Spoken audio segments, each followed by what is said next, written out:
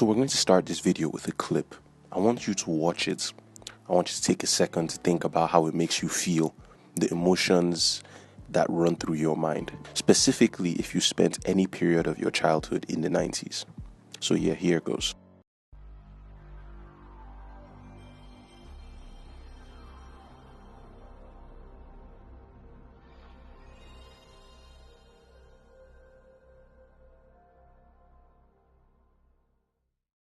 Now, if you're anything like me and you watch that video, you must feel a gush of emotions. That whole PlayStation 1 N64 era, that's created so many memories.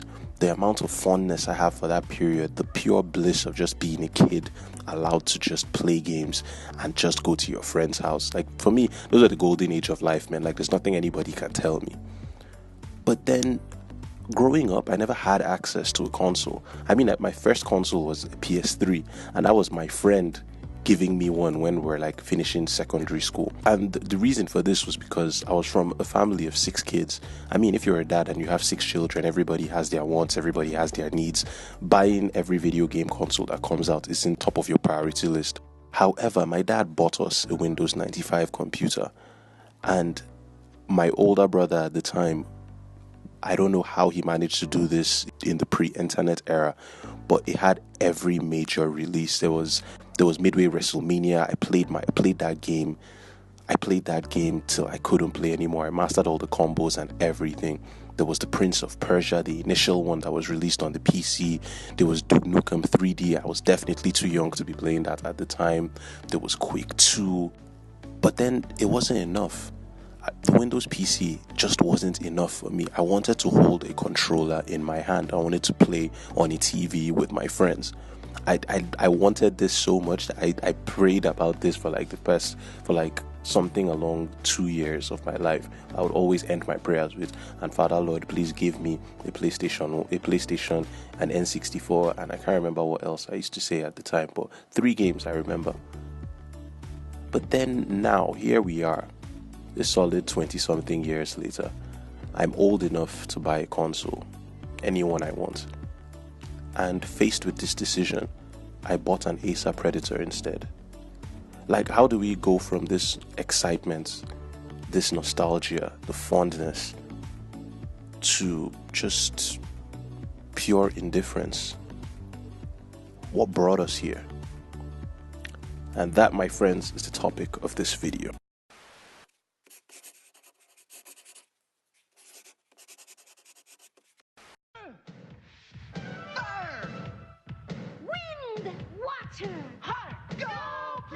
By your powers combined, I am Captain Planet. Captain Planet, he's our hero. Gonna take pollution down to 0. The year is 2015 and I can finally buy a console. I discussed with my friend and decided to split it both ways. So he pays 50%, I pay 50%. We find a used console and we buy it. We bought it specifically to play Street Fighter V and eventually Marvel vs. Capcom Infinite, along with whatever console releases or PlayStation exclusive releases come out in the following years. I no longer play Street Fighter V, and I no longer play Marvel vs. Capcom Infinite. Street Fighter V felt too different from Street Fighter 4 for me, and I never enjoyed it. I never quite could get myself to enjoy it. Marvel vs. Capcom Infinite, we stopped playing specifically because we couldn't keep up with the updates. Take note of that word, updates, because we're going to revisit it later. I then moved most of my gaming to computer. I started playing League of Legends, and I use the 2 best internet service providers in Abuja, Nigeria. Speaking mainly of Smile and SpectraNet. These are pretty much the best options you can get as an Abuja resident, except you have fiber optics cables drawn to your house. But then, despite having the best internet Abuja had to offer, I just could never update my console for whatever reason. To get a 1 gig update on my PlayStation 4, I may try 3 times, leave the console on overnight, it would start, it would break midway, it would just never complete.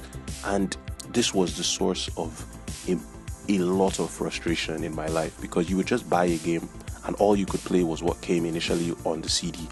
I'll use Shadow of War as an example. I played the entire campaign and I got to the end. Now, if you played Shadow of War, you would know that the end game grind was ridiculous. You had to amass you had to conquer a ridiculous amount of territory, convert an unreal number of captains before you could eventually assault Sauron's fort. I can't remember the name. The Lord of the Rings fans, don't kill me. It was exceptionally frustrating, especially as an adult with a full-time job. You just don't have the time to grind an MMORPG or an RPG with as much vigor as you would when you were 18 or 16.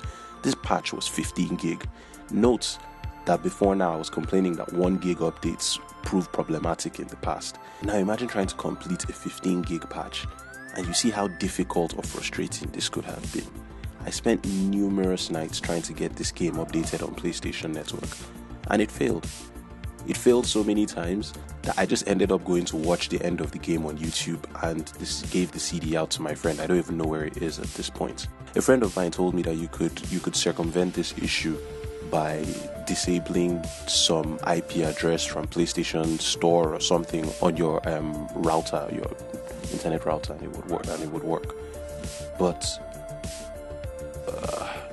why should that even be my option in the first place? Like, why should that be why I'm considering to update my games? Like, why do I have to go through that stress just to do what the console is supposed to do by default? I got irritated, I got frustrated, and after years of being a console loyalist, putting my best foot forward for console gaming, this series of events and experiences were the straw that broke the proverbial camel's back. Something had to change, and something did.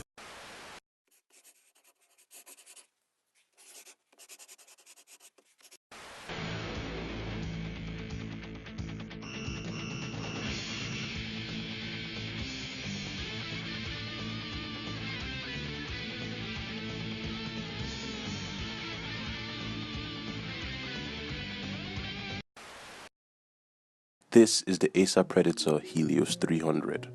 This happens to be my computer now. It has 16 gig of RAM, it has a GTX 1060 in it, it has 6 gig of dedicated video graphics. I love this computer. I love it so much it has a name. I call her Xena or Jemima, depending on how I'm feeling, but I digress. I bought this computer 450,000 naira. I had to get an additional hard drive, so all in all this came to about 500,000 naira, 500,000 naira.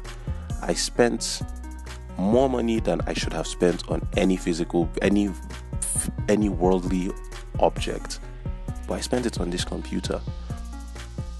Eventually, when I got it, I used it mainly to run Visual Studio and all my coding programs because I'm a developer by trade. But after a month or so of gradually easing into it, I downloaded League of Legends and BlizzardNet for Overwatch. The first day, let me tell you a story about the first day I ran Overwatch on this computer. I ran Overwatch and then I turned all my settings to Ultra. My old computer was some HP Pavilion Potato, by the way. It was an embarrassment. So I always used to play Overwatch on it with on the lowest possible settings. I never played Overwatch. I never even knew what good, clean Overwatch gameplay looked like. But the first day I dialed up the graphic settings to Ultra, and I saw all the particles. I love Ana. Ana is the only champ I play in Overwatch now.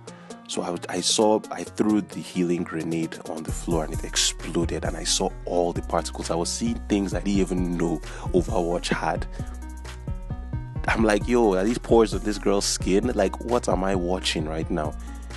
That was the day I knew. And to be honest with you, I couldn't even play. I just turned it off. I was so overwhelmed by everything. I just turned it off. I took a screenshot, turned it off, and sent pictures to my WhatsApp groups and to my friends. And I'm just like, yo, this is what heaven looks like. I eventually got Steam. Steam is a digital distribution network for video games. You can buy video games, you can sell your own video games on it, and they take a percentage. It just basically gives you access to everything as long as you have access to the internet.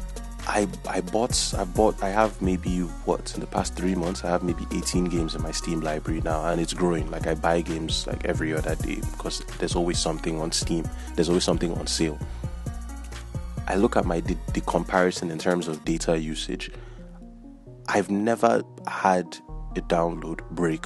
Never.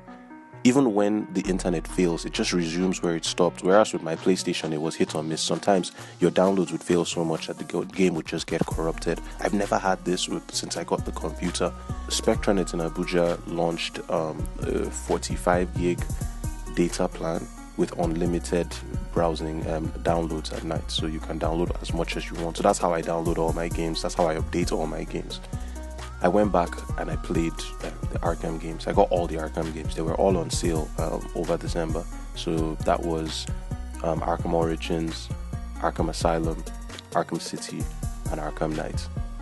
All of them for $20. With all the DLC, Game of the Year, Definitive Edition, you name it, everything. I had all the costumes, all the characters from day one. And all of this cost me $20. Just to put it into perspective, while making this video, I went on one of the major game vendors that we have here, went on their site and I checked, and Arkham Knight alone, just the CD, cost 11,000 naira or $30. Let's put that into perspective for a second. I got all four Arkham games for $20. But then here, to buy just Arkham Knight, you have to spend $30. And that doesn't even come with the DLC. You still need to pay for the DLC and download them. So that it's not like you're getting the DLC, you're getting Game of the Year edition or whatever. It's the same thing as well with the Tomb Raider series. I got Tomb Raider, the rebooted Tomb Raider one, for the one that came out in 2013. I got that for $4. I started playing the game about last week. I'm in love with it. I went on Steam. Lo and behold, it was on sale. I went on Steam to check for the sequel, and it was on sale for $5. I haven't even finished Tomb Raider 1 yet. I bought Tomb Raider 2 immediately. I'm going to download that when it's done. This has freed me. This has saved me a ton of cash. I can't even begin to go into how much money it has saved me. My gaming library has grown. I'm catching up with games that I haven't played. There are also drawbacks and downsides to this. For instance, the biggest games of the year last year were mostly console exclusives, specifically Spider-Man, God of War, Red Dead Redemption 2. All of those were PlayStation exclusives. I can't play those on the PC. I'm looking at Rockstar with my side eye and hoping that Red Dead Redemption gets a console port the way they did for GTA 5. No, gets a PC port the way they did for GTA 5. We're hoping. But that's a drawback. Till now, I haven't played God of War. I bought the game, by the way. It's in my friend's house because he still plays on the console. But I just haven't had the time to play it yet because all my gaming has been moved to console.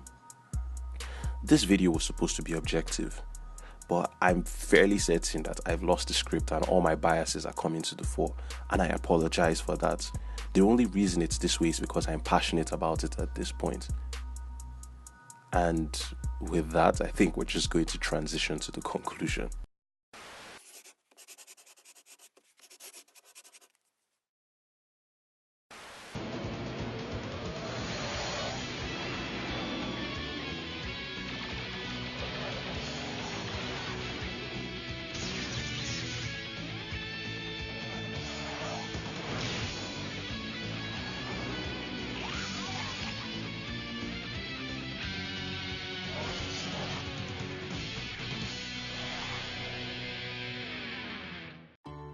Getting this Predator changed my life. Well, my social life, but it changed my life, to be honest with you.